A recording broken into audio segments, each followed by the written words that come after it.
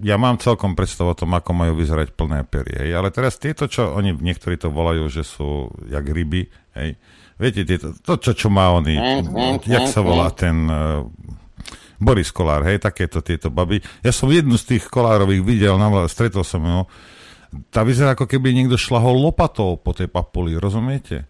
Je to úplne takto vyvrátené, že ja sa chcem spýtať, kedy sa na Slovensku kedy začal trend, že proste takáto vyvrátená papula je sexy a je to pekné? No to ja naozaj ani neviem takto povedať, zhodnotiť, ale však badajme, nie? Že, viete, že, viete, že a ktorý chlap teraz si povie, že toto je tak super, hej, že ona tam má dve také jaternice, rozumiete, na ústach.